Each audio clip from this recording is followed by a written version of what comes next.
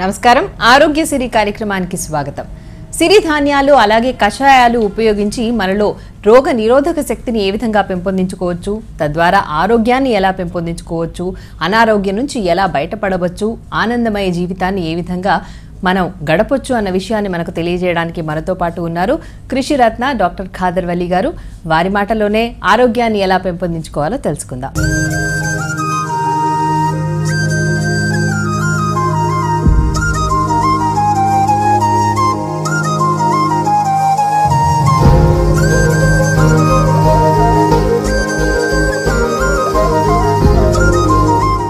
నమస్కారం సార్. నమస్కారం సార్. చిరుధాన్యాలు చాలా రకాలు ఉంటాయి కదా, వాటిల్లో ఈ సిరిధాన్యాలు ఏంటి, అసలు ఒక్కొక్క దాని గురించి కొంచెం ఎక్స్ప్లెయిన్ చేస్తారా? చిరుధాన్యాలు, తృణధాన్యాలు, కిరుధాన్యాలు ఇవన్నీ ఒక గ్రూప్ ఆఫ్ గ్రెయిన్స్ అన్నమాట. ఓకే. ఇంకా శాస్త్రీయంగా చెప్పాలంటే C4 ఫుడ్స్ అంటారు. అంటే వరి, బియ్యము, గోధుమలకు C3 ఫుడ్స్ అంటారు. అంటే అందులో గ్లూకోజ్ తయారయ్యేటప్పుడు కార్బన్ 3 యూనిట్ నుంచి గ్లూకోజ్ను బిల్డప్ చేసుకుంటాయి. ఈ చిరుధాన్యాలు, కిరుధాన్యాలు, తృణధాన్యాలు కార్బన్ 4 నుంచి గ్లూకోజ్ను తయారు చేస్తాయి.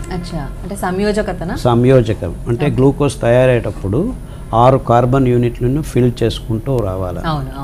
సో ఎక్కడి నుంచి మొదలవుతుంది దాని మీద దీనిని C3 ఫుడ్స్, C4 ఫుడ్స్ అంటారు. అది శాస్త్రీయంగా తేడా.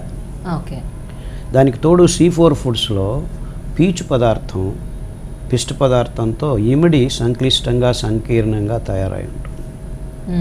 C3 ఫుడ్స్లో పీచు పదార్థం పై పొరలో మాత్రమే ఉంటుంది. అంటే టెక్నికల్గా ఇవన్నీ అతి ముఖ్యమైన అంశాలు. ఇక అరికలు, సామెలు, ఊదులు, కొర్రలు, అండుకొర్రలు, రాగులు, జొన్నలు, వరిగలు, మొక్కజొన్నలు ఇవన్నీ ఈ కోవకు చెందినవి. గాత్రంలో చిన్నగా ఉండటం వల్ల, దానికి తోడు ఇవి అందరికీ అందుబాటులో లేకుండా ఎందుకు పోయాయంటే చాలా చిన్నగా ఉండటం వల్ల ప్రజలు దీన్ని తినేదానికి వెనుకంజ వేశారు. దాని నుంచి పొట్టు తీసేదానికి ఇబ్బంది అయ్యేది. సో దీనిని పారేయండి, అవసరం లేదు అని దానికి తృణధాన్యాలను కూడా దాన్ని ఆ రకంగా దానిలోకి ఈ పేర్లు వచ్చాయి. కానీ మొత్తం ప్రపంచవ్యాప్తంగా ఇవి గడ్డిపోచ జాతికి చెందినవి. వరి బియ్యంలాగా ఇది కూడా ఒక గడ్డిపోచ. సో ఇవన్నీ గడ్డిపోచలు. అంటే విరివిగా, విచ్చలవిడిగా ఎక్కడంటే అక్కడ బయలుసీమల్లోనూ అన్ని చోట్లను పెరిగేదానికి వీలయ్యేది ఈ ధాన్యాలు. ఎటువంటి వాతావరణ పరిస్థితుల్లో. నేను చెప్తున్న ఈ 10 ధాన్యాలే కాకుండా ప్రపంచవ్యాప్తంగా ఇంకా కొన్ని వందల రకాల ధాన్యాలు ఉన్నాయి. ఈ చిరుధాన్యాలు, కిరుధాన్యాలు. ఇంగ్లీష్లో దీన్ని మిల్లెట్స్ అంటారు. మిల్లీ అంటే చిన్న ప్రమాణం. సో మిల్లెట్ అని పేరు అందుకు వచ్చింది. అంటే ఇవి గ్రూప్ ఆఫ్ గ్రెయిన్స్. మిల్లెట్ అంటే ఒకటి కాదు, అన్ని చెప్పి అంతా ఒకటేనా అని అనుకోకండి. ఒక్కొక్కటి ఒక్కొక్క వైవిధ్యమైన ధాన్యం అన్నమాట. ఇప్పుడు వరి బియ్యము, అరికల బియ్యము, కొర్రల బియ్యము, ఊదల ఒక్కొక్కటి వేరే వేరే, దాని గుణతత్వం వేరే.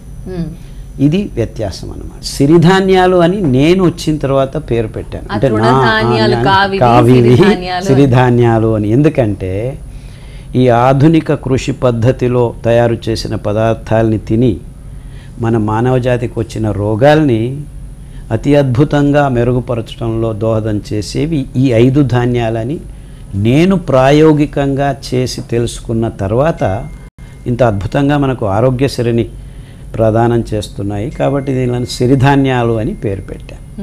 అంటే ఈ 5 ధాన్యాలు మాత్రమే సిరిధాన్యాలు. ఎందుకు ఓన్లీ దీస్ 5? అంటే వేరే ధాన్యాలు, రాగులు, జొన్నలు, సజ్జలు ఇవి రోగుల్ని అంత బాగు చేయట్లేదు అనమాట.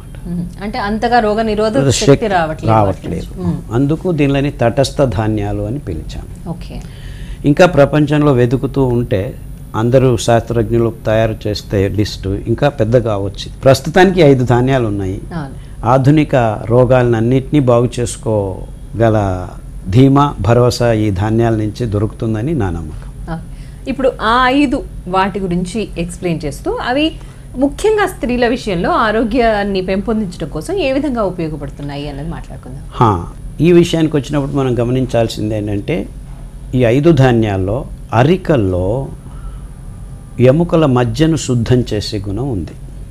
సామెల్లో జననాంగాల్ని హార్మోన్ ఇంబ్యాలెన్స్ని సరిదిద్దే గుణం ఉంది. ఊదల్లో కాలేయం, మూత్రపిండం, ప్లీహం ఇలా లోపలి మెత్తటి అంగాల్ని, కొవ్వుతో నిర్మించబడిన అంగాల్ని శుద్ధం చేసే గుణం ఉందన్నమాట. కొర్రల్లో శ్వాసకోశాలు, నరాల్ని శుద్ధం చేసే గుణం. అండుకొర్రల్లో ఇంకా అద్భుతమైన గుణాలు, మొత్తం పచననాళాన్నే శుద్ధం చేసే గుణం ఉంది. అంటే అక్కడే అంతా జరిగేది కాబట్టి ఆ పచననాళం శుద్ధంగా లేదు అంటే చాలా రోగాలకు దారితీస్తుంది.